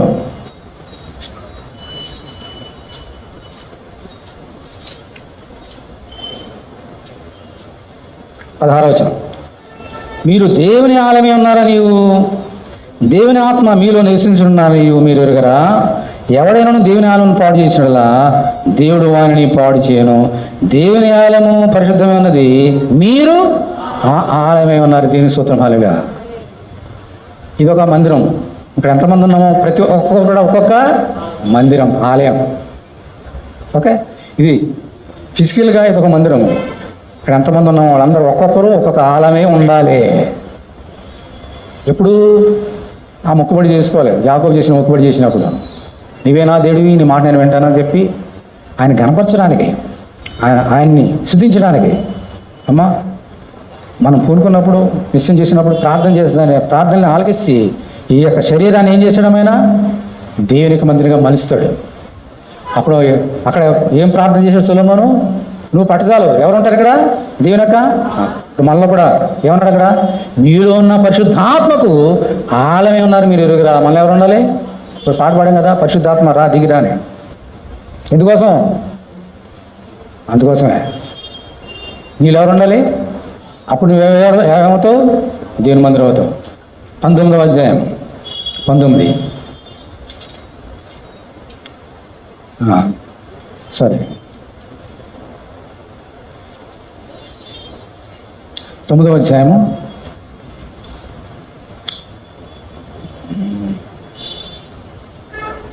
సరే 6వ అధ్యాయం చూడండి. 6వ అధ్యాయం 1 కొరింథీ 6 అధ్యాయం 19వ వచనం. మీ దేహము దేవుని వలన మీకు అనుగ్రహింపబడి మీలో ఉన్న పరిశుద్ధాత్మకు ఆలయమై ఉన్నారని మీరు ఎరుగరా? మీరు మీ సొత్తు కారు, విలువెట్టు కొనబడిన వారు కనుక మీ దేహముతో దేవుని మహిమ పరచుడి. ఎంచేత దేవుడు మహిమపరచాలంటే మనలో ఏముండాలమ్మా? పరిశుద్ధాత్మ ఉండాలి, పరిశుద్ధంగా ఉండాలి. 18వ వచనం చూడండి. జారత్వమునకు దూరంగా పారిపోడి మనుషుడు చేయి ప్రతి పాపము దేహమును వెలుపల ఉన్నది, కానీ జారత్వం చేయడు తన సొంత శరీరంలో హానికరంగా పాపము చేస్తున్నాడు. మీ దేహము దేవుని మీకు అనుగ్రహింపబడి మీలో ఉన్న పరిశుద్ధాత్మ ఆలయమే ఉన్నదని మీరు ఎరుగరా? అంచేత దేవునికి వ్యతిరేకమైన కార్యాలు ఏమైనా ఉన్నా మనం ఏం చేస్తామా? చెయ్యాలి, పాడి. ఇప్పుడు ప్రతి శనివారం వస్తున్నాం మన దేవుని మందిరానికి. రాగానే ఏం చేస్తున్నాం? ఏం చేస్తున్నారు మీరు? కడుగుతున్నారా? తుడుస్తున్నారా? తుడిచి కడుగుతున్నారా? ఎందుకు? దేవుని మందిరము చక్కగా ఉండాలని. చైర్లన్నీ పెడుతున్నారు, చక్కగా కడుగుతున్నారు, చక్కగా తుడుస్తున్నారు. వచ్చిన వాళ్ళు చక్కగా కూర్చోవడానికి. భోజనం ఎంత వెళ్ళిపోతాం, చక్కగా మళ్ళీ శుద్ధపరుస్తున్నాం, చక్కగా చైర్లన్నీ కడిగేస్తున్నాం, తుడిచేస్తున్నాం. ఎందుకు? దేవుని మందిరము అందుకే నీట్గా ఎప్పుడు కూడా చక్కగా ఏమైనా ఉంటే పండుగ వచ్చినప్పుడు ఎలా వేస్తాం, చక్కగా డెకరేట్ చేస్తాం. మరి దీని సంగతి ఏంటి? ఎప్పుడైనా చీపురు పెట్టి చూసావా? ఇందులో ఎప్పుడైనా కడిగావా? అది చెయ్యం. ఏది గొప్పది? ఈ మందిరం గొప్పదా, ఇది గొప్పదా? ఇది మనుషులు కట్టారు, ఇది ఎవరు కట్టారు? దేవుడు కట్టారు. ఇందులో కూడా మనం ఏం చేయాలమ్మా? ప్రతి శనివారం వచ్చి దుమ్ము ధూళి ఎక్కడ తుడిచేసి పాడేస్తున్నామో ఇందులో ఉన్న దుమ్ము ధూళి కూడా పడేయాలి బయటికి. లేకపోతే దేవుని మందిరకు వచ్చి వ్యర్థం వ్యర్థం సమస్తము వ్యర్థం. అదే అంటున్నాడు యాకోబు. ప్రభువా, నీ మందిరంలో నేను అభిషేకిస్తా, నీ మందిరంలో నేను ప్రార్థన చేస్తా, నిన్ను గణపరుస్తా అని మొక్కుకున్నాడు. ఈరోజు నువ్వు మొక్కుకోవాలి. 3వది ఆఖరిది ఆదికాండము 28.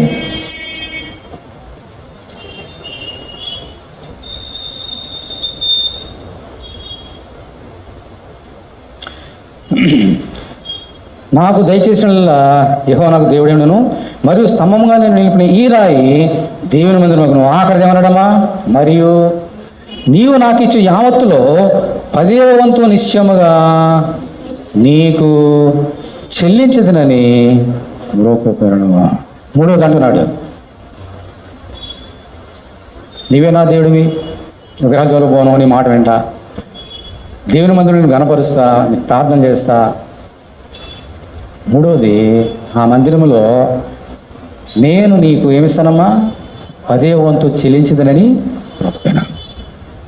చాలా జాగ్రత్తగా వినాలి, ముగిస్తున్నా వినండి. ఏమన్నాడమ్మా? నా యావత్తు రాబడంతలో 10వ వంతు నీకు ఇస్తాను. దేవుడు అడిగాడు ఆ యాకోబుని, ఓ యాకోబు, ప్రార్థన చేసావు కదా, నీకు తోడుగా ఉంటాను కదా, కాపాడేస్తాను కదా, వస్త్రాలు ఇస్తాను కదా, ఆహారం ఇస్తాను కదా, నీ 10వ వంతు నాకు ఇచ్చేయి అని అడిగాడు దేవుడు. ఇప్పుడు అడిగినవ్వట్లేదు, అది సగం పక్కన పెట్టండి.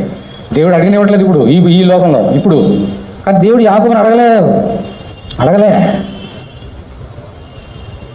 మరి ఎందుకన్నాడన్నమాట? అడిగితే ఇవ్వట్లేదు కదా, అడగకుండా నేను ఎందుకు ఇస్తున్నాడు ఆయన తాతగారు ఉన్నారు. ఎవరన్నా మా తాతగారు? ఎవరు? అబ్రహాం గారు. ఆయన నేర్పించాడు ఇది. దేవుడు అడగలేదు 10వ వంతు ఇమ్మని. ఎందుకంటే అప్పుడు ఇంకా ధర్మశాస్త్రం లేదు, దశమ ఇమ్మని ఎవరికి చెప్పలేదు ఆయన.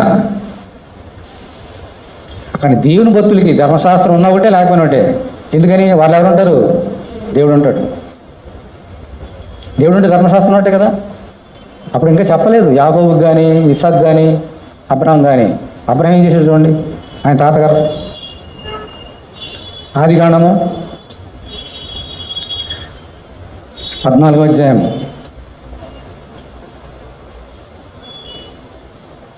ఆదికాండము 14వ అధ్యాయము 18వ వచనం. అందరు తీయండి. ఆదికాండం 14:18. మరియు షాలేము రాజైన మెల్కీసెదెకు రొట్టెను ద్రాక్షారసము తీసుకుని వచ్చాను.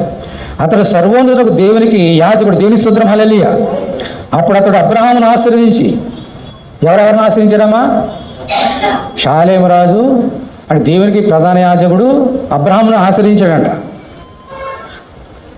ఆకాశమునకు భూమికిని సర్వ సృష్టికర్తను సర్వోత్తరైన దేవుని వలన అబ్రహాము ఆశ్రయింపబడును గాకనియు, నీ శత్రువులను నీ చేతికి అప్పగించిన సర్వోన్నతులకు దేవుడు స్తుతింపబడును గాకనియు చెప్పాను.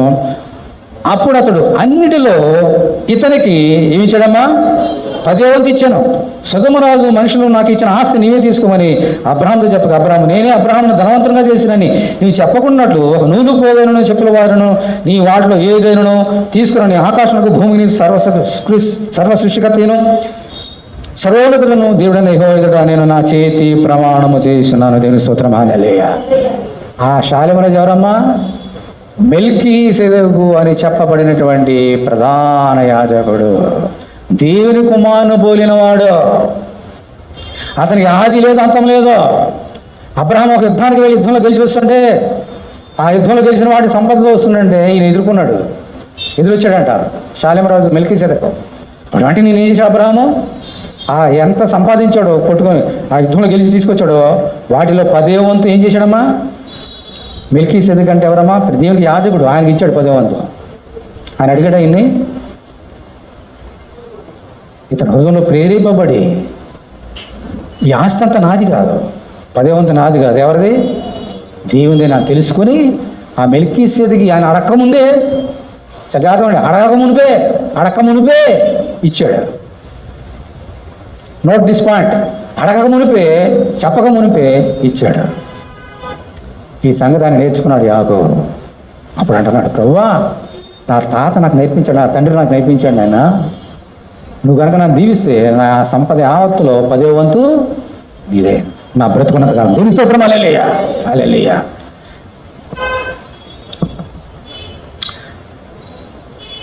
దీనిని మనం చాలా జాగ్రత్తగా అర్థం చేసుకోవాలి. ముగిస్తున్నాం, చాలా సంగతులు చెప్పి ముగిస్తా. దేవుడు తర్వాత ధర్మశాస్త్రం వచ్చినప్పుడు చెప్పాడు, దశమభాగం నాదయ్యా నాకు ఇవ్వండి చెప్పాడు. తర్వాత అంతకుముందు చెప్పలే. ఓకే, ఎందుకు చెప్పాడంటే దేవుడు, భూమి నాది. భూమి ఎవరిది? నీది, నాదా? Only temporary. కొనుక్కున్నా కూడా టెంపరీ. భూమి అయింది. ఈ భూమి ఏమి సంపాదించినా భూమి అయింది కాబట్టి అంత ఎవరిదమ్మా? భూమి నాది, బంగారం నాది, వెండి నాది. నీ ఉద్యోగం నీది రాదు, అయింది. నేను సంపాదించిన డబ్బు యావత్తు నాది కదా, అయింది. మరి అంతా ఇచ్చేయమంటున్నాడు ఆయన. ఎంత ఏమంటున్నాడు? 10వ వంతే ఉన్నాడు, అంతే. దశమ మాత్రమే ఉన్నాడు. దీనిని చాలామంది బిజినెస్ చేస్తున్నారు. అక్కడే క్రైస్తవ లోకానికి విమర్శలకు పాలవుతుంది. చాలామంది అక్కడే తప్పు వేస్తున్నారు. ఈ దశమ భాగాలు బిజినెస్గా మార్చేస్తారు చాలామంది సేవకులు. దశమ భాగాలు ఇస్తేనే దేవుడిని దీవిస్తాడు, దశమ భాగాలు ఇస్తేనే నువ్వు పైకి వస్తావు, నువ్వు తినడానికి తిన్నున్నా లేకపోయినా ఇచ్చేయి. దేవుడు ఎప్పుడు అలా చెప్పలే. దశమభాగం ఇవ్వాలి. అందుకనే పౌలు గారి ద్వారా చాలా మర్మంగా చెప్పాడు, ఎప్పుడైనా దశమభాగం ఇస్తే అతను కలిముగలు ఇవ్వాలి. నా దగ్గర 1000 రూపాయలు అంటే అందులో దశమభాగం ఏదమ్మా 100 రూపాయలు. నాకు 100 రూపాయలు ఉంటే 10 రూపాయలు, నాకు 10 రూపాయలు అంటే 1 రూపాయి. అలా కలిముగలతో మారుతుంది, కానీ ఒక సత్యం రూల్ పెట్టేసేలేదు దేవుడు. కానీ ఈ సేవకులు చాలామంది ప్రజలను మోసం చేసి డబ్బుని ప్రజల నుంచి దొంగిలించడానికి దేవుని యొక్క వాక్యాన్ని మార్చేశారు, పరబట్టాడు. దేవుడు ఏం చెప్పాడు వినండి, యేసుక్రీస్తు ఏం చెప్పాడు వినండి. మత్తయి సువార్త 23వ అధ్యాయం తీయండి. మత్తయి సువార్త 23.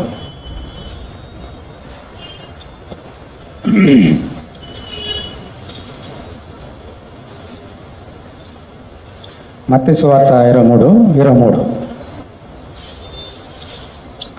అయ్యో వేషధారులైన శాస్త్రులారా, పరిశీలారా, మీరేం చేస్తున్నారంటే పుదీనాలోను సోపులోను జీలకర్ర ఏం చేస్తున్నారు, వాటిలో 10వ వంతు చెల్లించి ధర్మశాస్త్రంలో ప్రధానమైన విషయంలో అనగా న్యాయమును కనికరమును విశ్వాసమును విడిచిపెట్టిదిరి, వాటిని మానక వీటిని చేయవలసి ఉండను. దేవుని స్తోత్రం, హల్లెలూయా. ఇక్కడ చాలా మర్మంగా ప్రభు చెప్తాడు వినండి. ఇక్కడ దశమ భాగాలు ఉన్నాయి, దేవునికి ఇవ్వాల్సినవి, దేవుని ఆజ్ఞలు ఇక్కడ ఉన్నాయి. ఏది గొప్ప చెప్పాలి, చదివారు కదా, మళ్ళీ వినండి.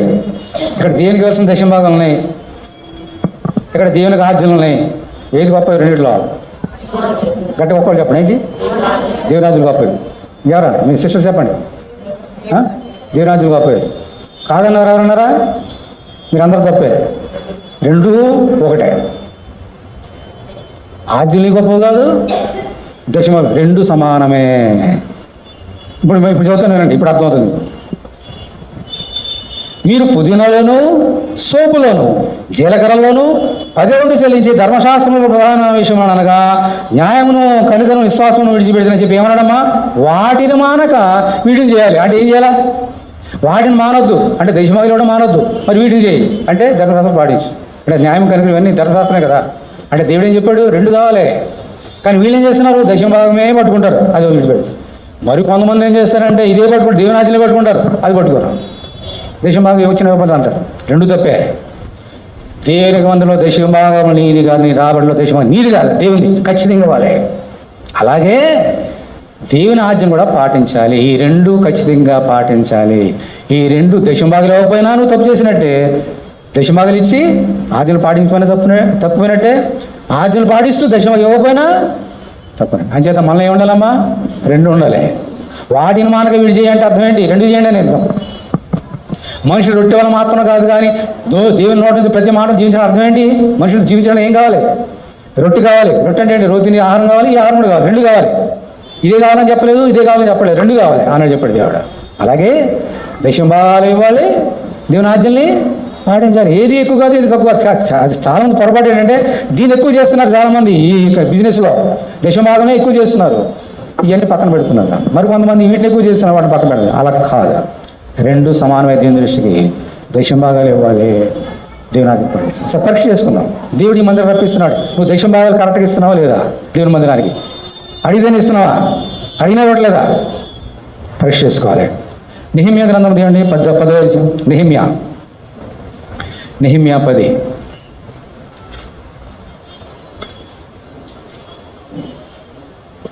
నెహెమ్యా గ్రంథము 10వ అధ్యాయము 37. 409 409 409 పాత నిబంధనలు. అక్కడ ఇజ్రాయేల్ మళ్ళీ తప్పు చేసినప్పుడు నెబుకద్నెజరు చేత అగ్ని చేత కాల్చిబడిన తర్వాత మళ్ళీ వచ్చి దేవుని మందిరం కట్టుకున్నారు. దేవుని మందిరం కట్టుకున్న తర్వాత వాళ్ళు ఏమొప్పుకుంటున్నారో మొక్కుబడి చేసుకున్నారో చూద్దాం. 37 వచనం 10:37. ఇదియుగాక మా పిండిలో ఏమన్నారమ్మా? మా పిండి ఏ పిండి అయినా సరే ప్రథమ ఫలము అంటే ఏంటి? 10వ వంతు. ప్రతి శార్పణలు సకల విధములైన వృక్షములు, ఫలములు, ద్రాక్షరసము, నూనె మొదలైన వాటిని మా దేవుని మందిరపు గదుల్లోనికి యాజకులకు తెచ్చినట్లుగాను. తర్వాత ఏమన్నా? మా భూమి పంటలో 10వ వంతును లేవీల వద్దకు తీసుకొని వచ్చినట్లుగా ప్రతి పట్టణంలో ఉన్న ఈ మా పంటలో 10వ వంతును ఆ లేవీయులకు ఇచ్చినట్లుగాను ఏం చేశారంట? నిర్ణయించుకుంటే you have decided in the church, in the temple. మీరు మనం నిర్ణయం తీసుకోవాలి. దేవుడు చెప్తున్నాడు. తర్వాత 38 లేవీయులు ఆ 10వ వంతును తీసుకుని రాగా అహరోను సంతతి వాడని యాజకుడు ఒకడును వారితో కూడా ఉండాల వలన నీవు 10వ వంతులో ఒక వంతు లేవీయులు మా దేవుని మందిలో ఉన్న ఖజానా గదిలోకి తీసుకుని రావాలని నిర్ణయించుకుంటుమి. ఇజ్రాయేలును లేవీయులను ధాన్యమును క్రొత్త ద్రాక్షరసను నూనెను తేగా సేవ చేయి యాజకులను ద్వారపాలకులను గాయకులను వాటి తీసుకొని ప్రతిష్టంలో ఉపకరణం నుండి మందిరపు గదుల్లో ఉంచవలను. మా దేవుని మందిరమును మేము గట్టి చెప్పండి ఏమన్నారు? మా దేవుని మనం విడిచిపెట్టాం. చాలామంది దేవుని దశంభాగం అంటే దేవుని మందిరం విడిచిపెట్టి వెళ్ళిపోయారు. చాలామంది బాబు మందిరంకి వస్తున్నారు దశంభాగాలు తీసినాడంటే దశంభాగాలు మందిరంలో విడిచిపెట్టి వెళ్ళిపోయారంట. కానీ వీళ్ళు అంటున్నారు మేము మా మందిరమును విడిచిపెట్టము అంటే ఏంటి? విడిచిపెట్టడం అంటే ఏం చేయాలి? మరి ఏం చేయాలా? ఇటు దేవునాజ్ఞను పాటిస్తూ అటు దశంభాగాల్ని కానుకల్ని దేవునికి ఇవ్వాలి అని నిర్ణయం తీసుకున్నారంట. యాకోబుకి ఇన్ని విడమర్చి చెప్పారండి ఎవరమ్మా? యాకోబుకి దశంభాగం ఇచ్చేయి అని చెప్పారు ఎవరన్నా? ఎవరో చెప్పలే. అక్కడ ఇంకా ఈ మందిరం యొక్క ధర్మశాస్త్రమే లేదు. ఆయన అప్పుడు నిర్ణయించుకున్నాడు. ముగిసిన వినండి, దేవునితో మాట్లాడుతున్నాడు. దేవుని మందిరం మనం రావాలి. మొట్టమొదటి ఏంటమ్మా? యేసే దేవుడు, విగ్రహాలను మనం పూజించవద్దు అని చెప్పిన మాట వినాలి. రెండవది దేవుని మందిరం రావాలి, వచ్చి ఏం చేయాలి? దేవుని గణపరచాలి, దేవుని ఆత్మతో ఆరాధన చేయాలి, ప్రార్థన చేయాలి. మూడోది ఏం చేయాలి? దశంభాగాలని కానుకనానికి అర్పించాలి. అలాగే దాంతోపాటుగా దేవుడు ఏం చెప్తాడు? అది చేయాలి. దశంభాగాలు ఆయనకి ఇవ్వకపోతే ఏం జరుగుతుంది? మరి అది కూడా తెలుసుకోవాలి కదా. తెలుసు అంటే చిన్నప్పటి చెప్తాను, మరి ఇప్పుడు నేర్పిస్తున్నాడు. ఒకసారి ముందుగా ఈ మాట చూడండి. లేవీ కాండము 27 చూడండి. లేవీ కాండం 27. లేవీ కాండము 27. లేవీ కాండము 27.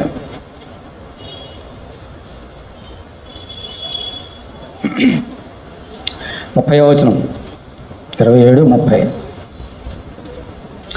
భూధాన్యములోనేమి వృక్షఫలములోనేమి భూఫలములో దశంభాగము మీ సొమ్ము అన్నాడా? ఏమన్నాడమ్మా? అది ఎవరి సొమ్ము అంట? మళ్ళీ చూస్తున్నా. భూధాన్యంలోనేమి వృక్షఫలంలోనేమి భూఫలం అన్నిటిలో దశమ భాగము యెహోవా సొమ్ము, అది యెహోవాకు ప్రతిష్ఠితమగును. దేవుని ప్రతిష్ఠితమంట. నా దగ్గర ఇందాక చెప్పినట్టుగా 100 రూపాయలు 1000 రూపాయలు 10,000 1,00,000 ఎంత సంపాదించినా అందులో 10వ వంతు దశంభాగం ఎవరిదమ్మా? దేవునిది. నాది కాదు, మీది కాదు, మనది కాదు. పైగా ఏమన్నాడు? నాది అనట్లేదు, అది ప్రతిష్ఠితము. ప్రతిష్ఠితం అంటే ఏంటి?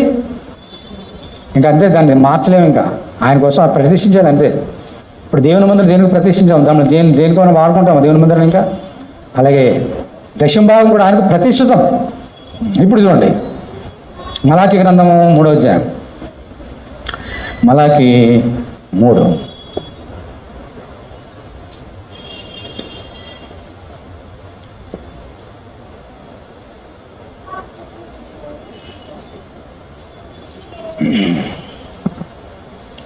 ఏడవ వచనం చూడండి. మీ పితరుల నాటి నుండి మీరు నా కట్టడలను గైకొనక ఏమన్నాడమ్మా? గైకొనక అంటున్నాడా? గైకొనకంటే ఏంటి? నా మాట్లాడట్లేదు మీరు పితరులందరూ కూడా వాడే త్రోసివేసేది. అయితే మీరు నా తట్టు తిరిగిన ఎడల నేను మీ తట్టు తిరుగునని సైన్యములకు అధిపతి యెహోవా సెలవిగా, మేము దేని విషయంలో తిరుగుదామని మీరందరూ ఏంటి తిరగమంటామేంటి? ఎందుకు తిరగాలి? ఏ విషయంలో తిరగాలి? ఏం తప్పిపోయాం అని అడుగుతున్నారంట. అప్పుడు దేవుడు అంటున్నాడు ఏమని చూడండి. మానవుడు దేవుని వద్ద దొంగిలునా? అయితే మీరు నా యొద్ద దొంగిలితిరి. దేని విషయంలో మేము నీ యొద్ద దొంగిలితామని మీరందరూ 10వ భాగమును ప్రతిష్టాపనను ఇయ్యక దొంగిలితిరి. ఈ జనులందరూ నా యొద్ద దొంగిలిచునే ఉన్నారు, మీరు శాపగ్రస్తులై ఉన్నారు. ఏమన్నాడమ్మా దేవుడు? మనుషులు మనందరం దొంగతనం చేస్తున్నాం కదా, దొంగతనం చేస్తారు కదా మనుషులు. ఎక్కడ చేస్తారు దొంగతనము? మనుషుల దగ్గరే కదా. మనుషులు చేసి దొంగతనం మనుషుల దగ్గరే కదా. కానీ దేవుడు అన్నాడు, మీరు మనుషుల దగ్గర దొంగతనం చేసేది, దేవుని దగ్గర దొంగతనం చేస్తున్నారా? నా దగ్గర దొంగతనం చేస్తున్నారు మీరు. ఇజ్రాయెల్ అంటున్నాడు, మేము దొంగతనం చేసామా? ఎప్పుడు దొంగతనం చేసాం? దశమ భాగం ప్రతిష్టాపన అని మీకు తెలీదా? దశమ భాగం నా సొత్తున తెలీదా? నాకు సంబంధించిన డబ్బు సొమ్ము మీ దగ్గర ఉంటే మీరు ఏం చేస్తున్నారు? నా దగ్గర దొంగతనం చేశారు. కానీ మీరు శాపగ్రస్తులే ఉన్నారు అని అంతకుముందు ఏమన్నా తెలుసా? మీరు దొంగిలించునే, కంటిన్యూస్ టెన్స్, దొంగిలించునే ఉన్నారు అన్నాడు అక్కడ. ఇది 1 నెల 2 నెలలు కాదు, దొంగిలించి మళ్ళీ చూస్తున్నాడు.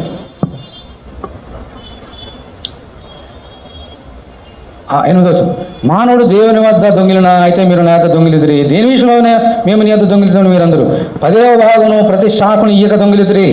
ఈ జనందరూ నా యొద్ద దొంగిలిచునే ఉన్నారు అన్నాడా లేదా దేవుడు? కాబట్టి మీరు ఆశ్చర్యపడినారు అన్నాడా? శాపగ్రస్తులే ఉన్నారు. నా మందిరంలో ఆహారం ఉన్నట్లు 10వ భాగమంతు మీరు నా మందిరం నిధిలోకి తీసుకురండి.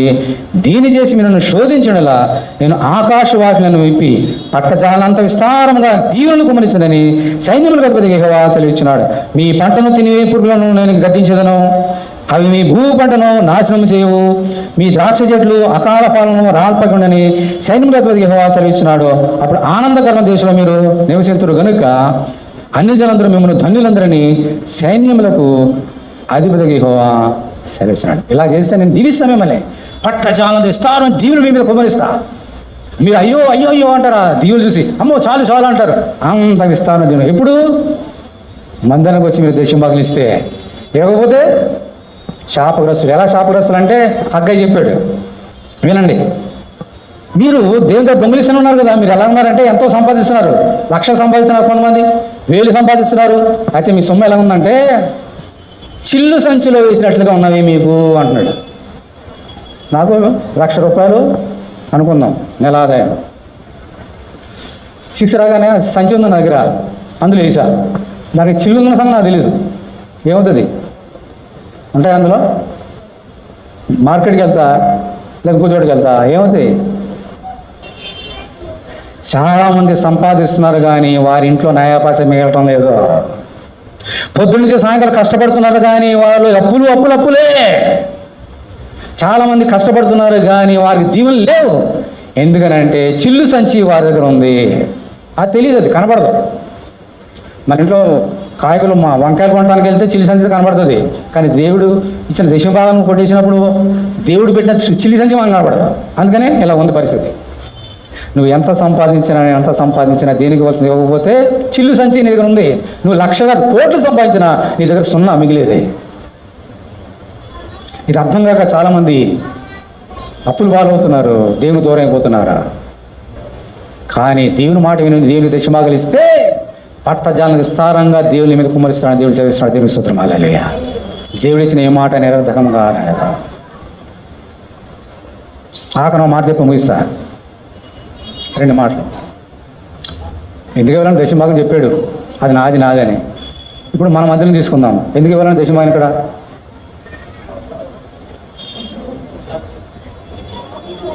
మొట్టమొదటి రీజన్ చెప్పేశాడు, అది నాదని. ఇంకో కారణాలు ఉన్నాయి. అదే నేను హోటల్కి వెళ్ళా, ఆకలేసింది. ఒక 2 ఇడ్లీలు తింటే నాకు కడుపు నిండిపోతుంది. 2 ఇడ్లీలు తిన్నా. అబ్బాయి కడుపు నిండిపోయింది, ఉన్నాను బాబు అని వచ్చేస్తే ఏం చేస్తాడైనా? కాళ్ళు చేతులు కట్టేసి ఆ డేక్షలు కడగడానికి కూర్చోబెడతాడు నన్ను. ఎందుకంటే తిన్న తర్వాత నేను ఏం చేయాలా? అది 10 రూపాయలు, 20 రూపాయలు, 30 రూపాయలు, ఇప్పుడు 40 రూపాయలు, 50 రూపాయలు ఉన్నది 2 ప్లేట్ ఇడ్లీ. నేను తిన్న ఇడ్లీకి నేనేం చేయాలా? డబ్బులు కట్టాలి. కట్టకుండా వచ్చేస్తే పట్టుకుంటాడు. సరే అక్కడ ఇడ్లీ తినేసా, డబ్బులు కట్టకుండా వచ్చేసి పక్కన మా ఫ్రెండ్ ఉన్నాడు హోటల్లో, అక్కడికి వెళ్ళి ఆ 50 రూపాయలు ఎక్కడ పే చేశా. భలే 50 రూపాయలు ఎందుకు ఇచ్చావంటే ఆయన వంట ఇష్టమే తీసుకో. అక్కడ పే చేస్తే అక్కడ పే చేయలేదు, అక్కడికి ఎందుకంటే నీకు నువ్వు ఫ్రెండ్ కదా అని ఇచ్చాడంట. ఇది కరెక్టేనా? నువ్వు 50 రూపాయలు ఎక్కడ ఇవ్వాలి? ఎక్కడ తింటానో అక్కడ ఇవ్వాలి. పక్కన ఇంట్లో చేస్తే అక్కడ తిన్నా, అక్కడ పెట్టాడా నీకు భోజనం? మరి తినకుండా వచ్చేస్తే ఏం చేస్తావు? దొంగతనం చేస్తాం కదా. మళ్ళీ తినేసి వచ్చేస్తే ఇక్కడ కూడా అదే జరుగుతుంది. నువ్వు ప్రతి వారం వస్తున్నావు కదా, దీన్ని నీకు ఏం పెడుతున్నాడమ్మా దేవుడు ఇక్కడ నీకు? ఇదేంటిది? ఏంటిది? ఆహారం, జీవాహారం. దీని విలువ చెప్పండి ఎంత, దీని ఖరీదు ఎంత? ఈరోజు వాక్యం చెప్పాడు, ఈరోజు ఈ గంట నాకు ఖరీదు ఎంత? 50 రూపాయలు ఉంటుందా? గట్టిగా చెప్పండి అయ్యా బాబు, 50 రూపాయలు ఉంటుందా? 100 రూపాయలు ఉంటుందా? కొంచెం బాగుంటుంది, ఒక 500 పెడదాం. ఎందుకంటే ప్యాకెట్ ఇప్పుడు 500 వస్తున్నాయి కదా, ఫ్యామిలీ ప్యాకెట్. 500 పెడదామా? చెప్పండి. 1000 రూపాయలు పెడదామా? చెప్పండి. దీని విలువ ఎంత? దేవుడు నీతో మాట్లాడుతున్నటువంటి ఈ జీవ వాక్య విలువ సోదరి, ఇక్కడ నీకు ఇస్తున్నటువంటి యొక్క విలువ ఎంత? విలువ గట్టిగా ఇవ్వగలవా? దానికి జవాబుగా నీ జీవితకాలం సరిపోదా? నీ జీవితకాలం ఎంత సంపాదించావో అది ఇచ్చిన దేవుడు నీకు ఇస్తున్న జీవాహారానికి సరికాదు, సాటిగా.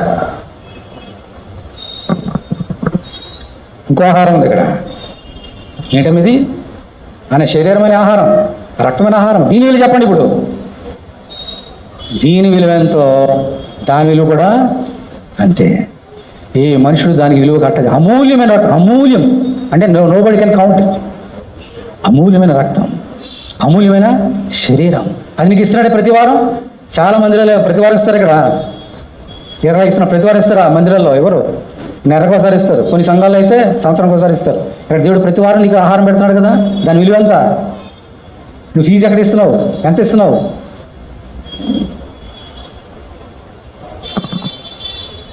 ఈ ఆహారం పెడుతున్నాడు, ఈ ఆహారం పెడుతున్నాడు.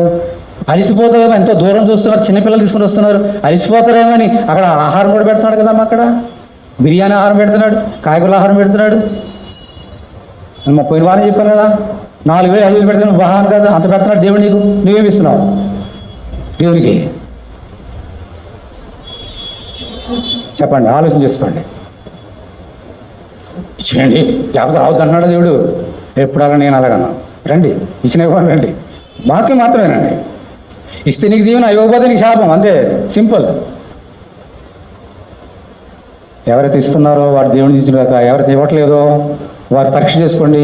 ఎవరైతే తాత్పర్యం చేస్తున్నారో, తాత్సరం చేస్తున్నారో, రేపు అనుకుంటున్నారో వాళ్ళు కూడా అర్థం చేసుకోండి. నీ దగ్గర దొంగతనం ఉండొద్దు, దేవుని డబ్బు దగ్గర న్యాయ పైస ఉండొద్దు, నీకు ఆశీర్వాదం కాదు. ఆఖన మాట చెప్పి పల్లకెళ్దాం. యాకోబు చేసిన ప్రార్థన విన్నాం ఈరోజు, నిన్న పోయిన వారం. ఈరోజు మొక్కుబడులు విన్నాం. ఓకే, ఈ మొక్కుబడులు యాకోబు చేసినప్పుడు అవి మొక్కుబడులే. కానీ 2026 సంవత్సరము ఈ యొక్క జూన్ నెల 14 జరిగిన మొక్కుబడులు కావు. ఏంటి తెలుసు అవి? గట్టిగా చెప్పండి. దేవునికి ఆజ్ఞలు అవి, దేవునికి స్తోత్రం హల్లెలూయా. అప్పుడు మొక్కుబడి, దేవుని ఆజ్ఞ, ధర్మశాస్త్రం లేదు. కానీ ఇప్పుడు ఏంటి? మొక్కుబడులు కాదు. ఏంటమ్మవి? ఆజ్ఞ. You have to. ఏ శ్రేణి నువ్వు ప్రేమించాలి, నీ దేవుడు నీ హోవానే తప్ప ఎవరికి దేవుడు అనుకోండి, అందుకే చెప్పాడు ఆజ్ఞ అది. ఓకే, 4వ ఆజ్ఞ, విశ్రాంతి దినం పరిశుద్ధంగా ఆచరణ, మందిరం రావాలి, అది ఆజ్ఞ. దేశం భాగం నాది, ఇవ్వండి అంటున్నాడు. ఆయనకి ఇవ్వాలి, ఇది ఆజ్ఞ. మొక్కుబడి. ఎప్పుడైతే మొక్కుబడిని ఆజ్ఞలు మారిపోయినాయి కాబట్టి ఈ ఆజ్ఞలే నువ్వు ఏం చేయాలి? ఇప్పుడు మొక్కుబడి చేసుకోవాలి. ప్రభా రివర్స్, ఆయన మొక్కుబడిని ఆజ్ఞగా మార్చుకున్నాడు. ఇప్పుడు ఈ ఆజ్ఞ దేవుడు మార్చాడు కాబట్టి ఈ ఆజ్ఞ మనం మొక్కుబడిగా ప్రార్థన చేసుకోవాలి. అప్పుడు నిన్ను దీవిస్తాడు, నీ భర్తను దీవిస్తాడు, నీ భార్యను దీవిస్తాడు, నీ బిడ్డలు దీవిస్తాడు, నీ కుటుంబాన్ని కలిగిన సమస్తం దీవిస్తాడు. ఆశీర్వాదం ఎందుకు రావట్లేదంటే దేవుని మాట వినట్లేదు కాబట్టి. అందులో లేచినవ్వండి. ఈ లోకం మనకొద్దు, ఈ లోకం మనం దేవుని దూరం చేసేదే. దేవుని దగ్గర రావాలి. ఇక్కడ దేవుడికి ఆహారం పెడుతున్నాడు. దేశం వాళ్ళు ఇక్కడే కూడా వేరే చోట ఇస్తారంటే ఇలా చెప్పాను కదా, ఇక్కడ తినేసి అక్కడ పక్కన వాళ్ళకి బిల్లు పే చేసి అలా ఉంటుంది, అలా ఉంటుంది. నీకు ఏసే దేవుడిగా ఉన్నాడా? ఆయన ఆజ్ఞలు పాటిస్తున్నావా? దేవుని మందిరం క్రమం తప్పడానికి వస్తున్నావా? ప్రార్థన చేస్తున్నావా? కనపరుస్తున్నావా? దక్షిణ భాగాలు ఇస్తున్నావా? పరీక్ష చేసుకున్నాం.